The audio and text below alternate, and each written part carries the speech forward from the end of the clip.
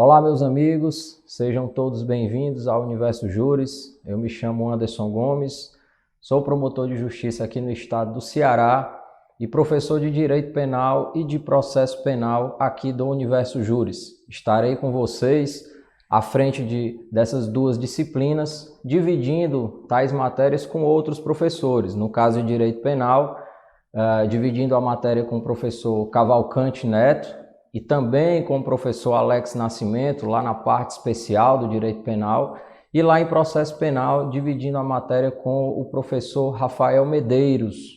Tá? Meus amigos, hoje é a nossa primeira aula de Direito Penal. E Direito Penal, como todos vocês sabem, Direito Penal é a matéria, eu posso dizer que é a matéria mais importante do concurso para delegado de polícia, juntamente com o processo penal. E Direito Penal ela ainda está à frente de processo penal, tendo em vista a quantidade de questões abordadas na prova de primeira fase, bem como o conhecimento exigido de você também para uma segunda fase e para uma prova oral. A partir de hoje nós iniciaremos aqui a nossa trajetória no Direito Penal. E como eu falei lá na apresentação do raio-x, nós trabalharemos em sala de aula os pontos mais importantes dessa disciplina e no nosso material, sim, o material, ele abordará outros pontos que não veremos em sala de aula. Esses pontos, pode-se dizer, menos importantes, porém também necessários para o seu estudo e para a sua aprovação, mas eu vou pincelando isso aqui no decorrer da nossa aula, tá ok? Então nós vamos iniciar aqui a nossa disciplina de Direito Penal. Desejo boa sorte a todos no estudo dessa disciplina. Aguardo o retorno de vocês, o feedback de vocês no que toca às nossas aulas, tá? A didática da aula, a desenvoltura na aula, o material didático, bem como também as dúvidas, porventura, que vocês tenham, podem encaminhar para as nossas redes sociais, no e-mail também, contato@universojures.com.br, no nosso Instagram, Universo Júris, ou lá no nosso canal de Telegram, específico do nosso curso preparatório para delegado de Polícia Civil. Tá? Sem mais delongas, vamos lá iniciar a nossa trajetória no Direito Penal, tá ok? Curso preparatório para delegado de Polícia Civil, Direito Penal, aula 1. Meus amigos, eu quero começar a trabalhar com vocês aqui, apesar de ser algo básico, tá? Apesar de ser algo básico, mas eu não posso deixar de trabalhar aqui a questão do conceito de direito penal, tá? Isso é básico. Porém, algumas questões, mesmo questões mais simples em uma prova de primeira fase, o que eu vou falar agora pode ser cobrado, assim também como pode ser pedido para que você discorra em uma prova de segunda fase. Então vamos lá. O que é o direito penal? O direito penal é o conjunto de normas e de princípios destinados a regular o poder estatal de punir aqueles que praticam os fatos descritos na lei como infração penal. Bem, meus amigos, o direito penal, hoje ele é o ramo do direito, é aquele que traz as sanções mais graves no âmbito jurídico. E quando ele fala aqui no conceito que ele traz que são normas e princípios destinados a regular o poder do Estado de punir aqueles que praticam fatos descritos na lei como infração. Esse poder do Estado, nós que vivemos em sociedade, a sociedade precisa ser regulada por normas, por regras, e essas regras precisam ser cumpridas. Então, a nossa legislação elegeu aqueles bens que são considerados os bens mais importantes para um convívio social, como nós destacamos, nós podemos ver lá no direito penal, os bens mais importantes para a sociedade: vida, patrimônio, fé pública, dignidade sexual. O que está bem hoje em evidência a saúde pública. Então foram bens que foram nomeados, ou seja, destacados como aqueles mais importantes. E como eu protejo esses bens? Eu irei tipificar determinadas condutas, ou seja, criminalizar determinadas condutas com a finalidade de impedir que o cidadão venha a praticá-las, tá? Em detrimento, seja do Estado, seja de uma ou outra pessoa física ou mesmo pessoa jurídica, todos aqueles que podem ser passivos, sujeitos passivos de determinados crimes. Então, a função do direito penal, ela é sim limitar também o poder do Estado nessa atuação punitiva, pois ele serve também como uma garantia para o cidadão, porque o Estado só vai poder agir se houver previsão legal, e nós vamos trabalhar isso lá no princípio da legalidade, tá ok?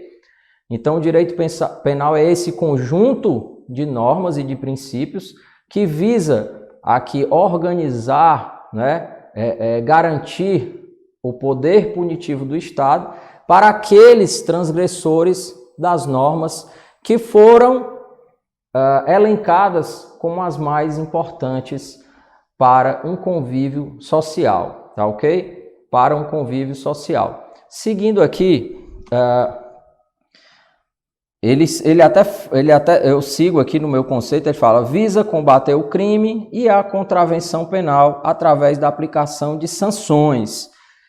E aqui eu quero trabalhar com vocês, meus amigos, esse conceito de crime e contravenção penal, tá? Crime e contravenção penal. O crime e a contravenção penal, eles são espécies do gênero infração penal.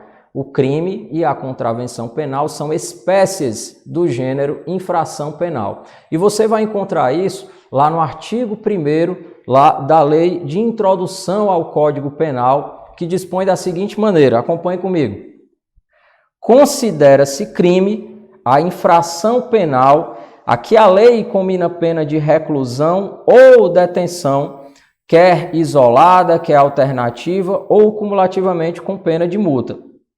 E contravenção a infração penal a que a lei comina isoladamente pena de prisão simples ou multa ou ambas, alternativa ou cumulativamente.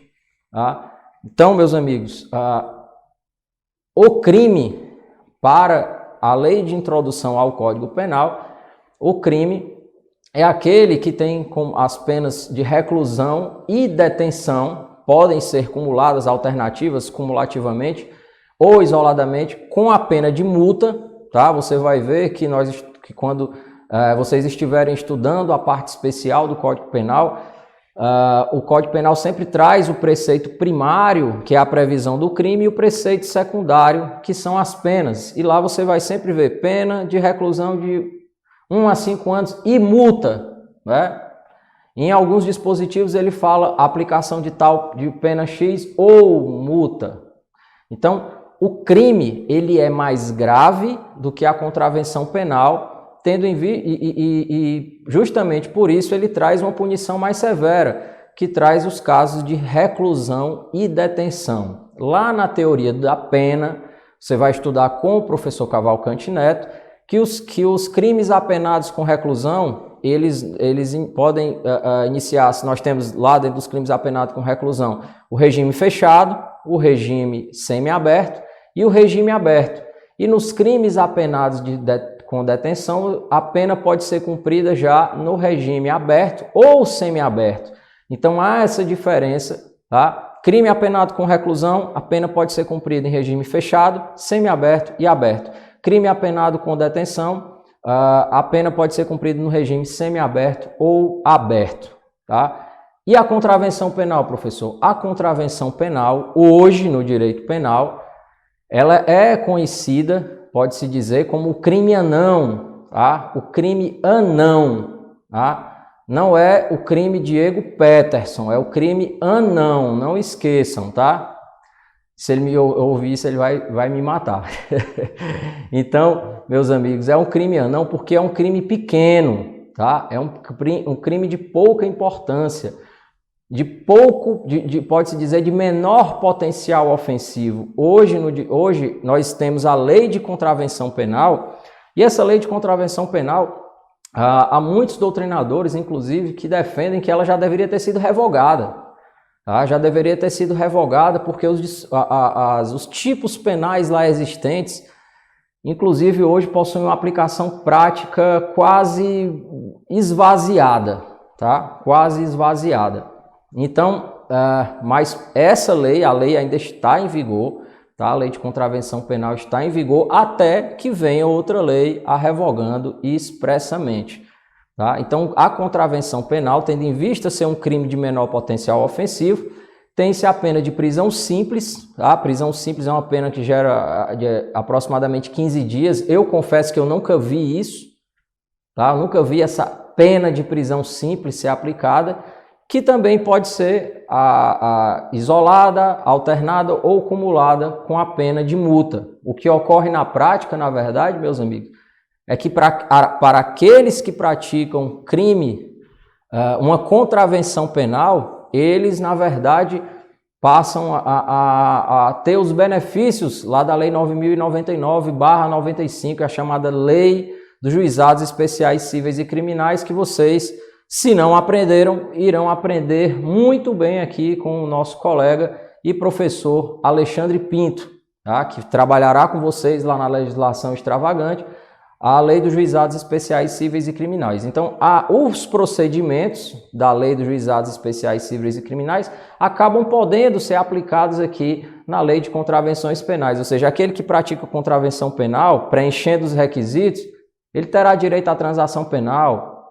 terá direito à suspensão condicional do processo e possivelmente até o chamado acordo de não persecução penal, hoje uma figura nova no ordenamento jurídico brasileiro, que foi trazido aqui com o pacote anticrime, ainda é objeto de estudo e de aprofundamento por parte da doutrina e da jurisprudência mais atualizada. E a gente vai falar um pouco desse acordo mais na frente, tá ok? E lá em processo penal que vocês irão aprofundar mais no acordo de não persecução penal. Então, quando eu digo para vocês que eu acho difícil ver essa aplicação, é porque geralmente se o sujeito for condenado por uma contravenção penal, a pena vai ser substituída por prestação de serviço à comunidade, por outra pena restritiva de direito, ou pagamento de uma prestação pecuniária. Acaba que essa prisão simples não é aplicada, tá? Então, professor, como isso pode ser cobrado na minha prova? Então vamos lá. Lá na sua prova de primeira fase, tá? Lá na sua prova de primeira fase, a sua banca, ela pode cobrar lá ipsis literis a letra aqui da lei do artigo 1º da Lei de Introdução ao Código Penal. Por isso que é importante a leitura desse artigo. É importante você saber que a Lei de Introdução ao Código Penal, ela traz uma diferença entre crime e contravenção penal. E é importante você saber diferenciar, né, ambas, não apenas para acertar uma prova objetiva, mas para que você possa dissertar, caso seja provocado, futuramente em uma prova dissertativa. E aí lá na prova dissertativa você vai poder colocar que a infração, que o crime e contravenção são espécies de infração penal, que o crime é apenado com pena de reclusão e detenção, que pode inclusive ser, apesar de não estar na lei, aí você aprofunda que pode ser cumprido no regime semiaberto, ou fechado, semiaberto e aberto, que detenção é só semiaberto e aberto, que a lei de contravenção penal é conhecida como crime anão, né? Que é um crime de menor potencial ofensivo, que inclusive pode ser aplicado a ela os institutos despenalizadores previstos lá na Lei de Juizados Especiais Cíveis e Criminais, tais como transação penal e suspensão condicional do processo. Então isso você vai conseguir desenvolver um raciocínio, tá ok? Então, quanto a essa parte, tá ok? Vamos seguir mais adiante aqui com a função do direito penal, tá? A função do direito penal. Bem, meus amigos, quanto à função do direito penal, hoje eu trago aqui para vocês duas correntes doutrinárias, mais modernas, duas correntes doutrinárias mais modernas, que discutem essa função primordial do direito penal. Nós temos outras funções, eu vou mostrar já isso para vocês, mas essas primeiras que eu irei trabalhar, elas são doutrinas, são correntes modernas que hoje se discute muito no direito penal e também despencam lá na sua prova de concurso público. Tá? E eu já vi ser cobrado não apenas para delegado de polícia, mas nas provas da magistratura, do Ministério Público. Ó, professor, eu estou estudando para delegado, eu não estou estudando para magistratura, eu não estou estudando para o Ministério Público. Eu sei, meus amigos, mas isso não é nenhum óbice de que você venha aprender, pois isso pode ser cobrado lá na sua prova, seja como eu sempre falo, seja em uma primeira fase, seja em uma segunda fase, e possivelmente também em uma prova oral. Então, quais as funções do direito penal? A primeira função, meus amigos, aqui, que eu trago para vocês, nós temos esse movimento, essa teoria nova ou doutrina moderna que traz o chamado funcionalismo teleológico. Funcionalismo teleológico. Esse funcionalismo teleológico ele é encabeçado por Klaus Roxin, tá? E ele dispõe da seguinte forma, ele fala que o fim, ou seja, a finalidade do direito penal é assegurar bens jurídicos indispensáveis à convivência dos homens, valendo-se de medida de políticas criminais. A função do direito penal é proteger os bens jurídicos mais importantes para a sociedade, aqui eu elenquei vida, patrimônio, dignidade sexual e temos outros no Código Penal. Voltando aqui para mim.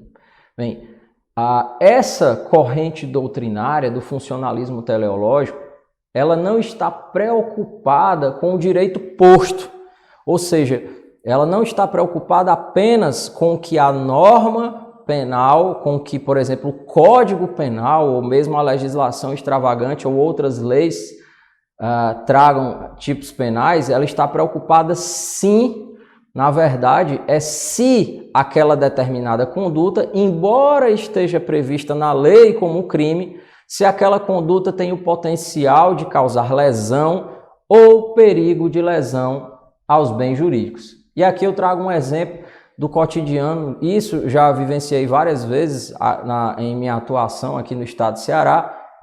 O sujeito entra em um supermercado e furta 1 litro de uísque. Aquele litro de uísque lá, o baratinho, o teacher, né? Ele vai lá e furta o litro de uísque. Isso eu já vi acontecer diversas vezes, tá? E aí ele foi preso em flagrante e o inquérito foi encaminhado, foi feito o auto de prisão em flagrante na delegacia, o delegado concluiu o inquérito policial. Já que não se trata de TCO, pena do furto simples é de 1 a 4 anos, ou seja, pena superior a 2 anos, é inquérito, não é o termo circunstanciado de ocorrência, e vai para o Ministério Público oferecer a denúncia ou não. Né? E nessas situações eu já me deparei, eu mesmo pedi, né, que o inquérito policial fosse arquivado por conta da aplicação do princípio da insignificância. Vejam que aquele rapaz que furtou o litro de uísque, ele praticou uma conduta prevista lá no Código Penal como crime. Sim, ele praticou. Agora eu pergunto, essa conduta tem o potencial de causar lesão ou perigo de lesão ao bem jurídico, ou seja, ao patrimônio de uma rede de supermercados? Eu vou movimentar todo o aparato judiciário, vou denunciar ele, o juiz vai intimá-lo para citação, ele será citado para apresentar resposta à acusação, testemunhas, o juiz vai marcar audiência de instrução e julgamento, para ao final sentenciar, isso contando apenas com a primeira fase. Então, diante dessas situações, a jurisprudência já traz diversos casos, inclusive parecido com esse, nós podemos aplicar o chamado princípio da insignificância, tendo em vista a ausência de lesão ou perigo de lesão ao bem jurídico. Tá? A ausência de lesão ou perigo de lesão ao bem jurídico. O que é 1 litro de uísque, tá? De R$20 para uma rede de supermercados. Mas não confundam, uma coisa é ele ir lá uma vez e furtar o litro de uísque e ser absolvido por conta do princípio da insignificância, que é uma causa supralegal de exclusão da tipicidade. Nós vamos ver isso quando eu for falar de princípio da insignificância. Ele exclui o crime porque ele exclui o primeiro substrato do crime, lá que é a tipicidade. O crime é fato típico, ilícito e culpável, e a insignificância é uma causa que exclui o primeiro substrato do crime e acaba que o crime não ocorre, ok? Então, para o funcionalismo teleológico de Roxin, por mais que o sujeito pratique uma determinada conduta que é prevista na lei como um fato criminoso, se essa conduta não for capaz de ocasionar lesão ou perigo de lesão ao bem jurídico, é possível a não aplicação da lei. É possível, por exemplo, a aplicação do princípio da insignificância. E essa corrente doutrinária admite, sim, o princípio da insignificância. Tá ok, meus amigos? A próxima corrente doutrinária que faz um contraponto a essa primeira corrente é o chamado funcionalismo sistêmico de Gunther Jacobs. Tá? O funcionalismo sistêmico de Gunther Jacobs. E nesse funcionalismo ele fala o seguinte, que a função do direito penal ela é resguardar o sistema, tá? Resguardar o império da norma, resguardar, no caso, o direito posto, atrelado aos fins da pena. Voltando aqui comigo, o funcionalismo sistêmico ele já não está preocupado se aquela conduta prevista em lei como crime tem o potencial de causar lesão ou perigo de lesão ao bem jurídico. O funcionalismo sistêmico ele fala o seguinte, olha meu amigo, se você praticou uma conduta que é prevista na lei como crime, você vai responder pelo crime. Tá? Não existe esse negócio de aplicação, tanto que essa corrente doutrinária não admite a aplicação do princípio da insignificância. Ela está preocupada justamente com o direito posto. Eu tenho a lei, se você vai lá e descumpre a lei, você vai responder de acordo sendo respeitado todos os seus direitos e garantias individuais, normal, mas você vai responder como tendo praticado crime. Isso não importa para essa corrente se houve lesão ou perigo de lesão. Ela não trabalha com isso. Tá? E essa corrente doutrinária é o seguinte, praticou o crime, praticou o fato previsto na lei como crime, vai responder criminalmente.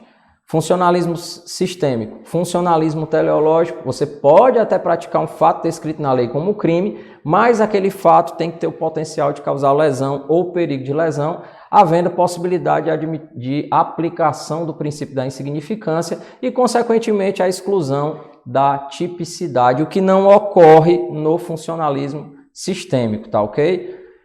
Vamos para frente, meus amigos. Aqui eu trago outras funções do direito penal, tá? Essas duas primeiras que eu trabalhei com vocês são correntes doutrinárias mais modernas, mas a doutrina como um todo, vocês podem analisar, inclusive, livros de doutrinadores mais modernos hoje, e você vai encontrar nesses livros essas outras funções do direito penal. Por exemplo, aqui nós vamos passar de forma mais rápida. Nós temos a primeira função como um instrumento de controle social, tá? Um instrumento de controle social. Aqui eu vou riscar aqui para vocês, como um instrumento de controle social, ou seja, o direito penal, nesse momento, vai servir para a preservação da paz pública, com uma norma que é destinada a todas as pessoas, ou seja, o direito penal posto, ele vem para justamente regular a vida em sociedade, para dizer o que você não pode fazer. Ou seja, porque se não há previsão de uma determinada conduta proibitiva, então você pode fazer. O direito penal vem justamente dizer o seguinte: olha, se você praticar determinada conduta, essa conduta é prevista como crime, tá? E se você praticar, você irá responder conforme a lei determina. Então ela vem aqui como um instrumento de controle social, tentando preservar a paz pública, tá ok? Tentando preservar a paz pública. Seguindo, a nossa segunda, né? A segunda função aqui, eu estou falando segunda, mas vocês podem considerar como sendo a quarta, porque eu trabalhei aquelas duas correntes iniciais de forma separada. O instrumento, ou a função do direito penal como uma garantia, tá? É um escudo para os cidadãos que só podem ser punidos caso pratiquem fatos previstos em lei. Ora, fora um instrumento de controle social, o direito penal também passa a ser uma garantia de proteção para o cidadão. Passa a ser uma garantia de proteção para o cidadão, porque simplesmente o cidadão não pode, um exemplo banal, ele está aqui passando na rua e praticar qualquer conduta que não seja descrita na lei como fato criminoso e ser preso, por exemplo. Olha, meu amigo, você está preso porque você está fazendo isso aqui, isso é errado. Calma, é errado. Onde está escrito que isso que eu estou fazendo é errado? Qual a previsão legal? Onde está posto esse direito? Porque eu tenho o direito penal como uma garantia minha e eu só posso responder criminalmente caso minha conduta seja prevista na lei. Se não está prevista na lei, isso é fato atípico, não é crime. Então também serve como uma garantia, uma proteção para o cidadão, tá ok? Seguindo aqui, nós temos também a chamada função ético-social. É a função criadora ou configuradora de costumes e valores éticos fundamentais de uma sociedade. Busca-se um efeito mais moralizador, se almejando um mínimo ético que deve reinar em toda a sociedade, um padrão ético de conduta. E aqui eu coloco um exemplo dos crimes ambientais, pois a existência desses reforça a ideia de preservação do meio ambiente. Então é essa função do direito penal, função ético-social, vocês veem que todas essas funções elas são conectadas umas às outras, né?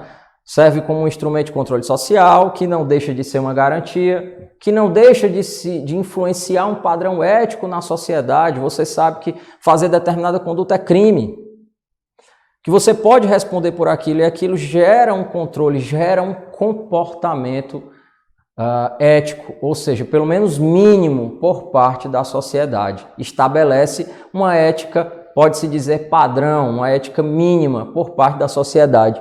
E que também, nos pormenores ali, indiretamente, como é o caso dos crimes ambientais, passa uma mensagem. Eu coloquei aqui que os crimes, a própria existência dos crimes ambientais, né, ela já reforça a ideia de quê? De que é necessária a preservação do meio ambiente.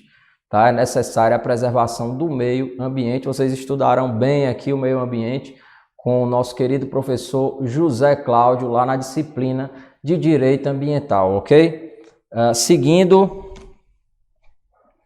nós temos aqui a chamada função simbólica do direito penal. Função simbólica do direito penal.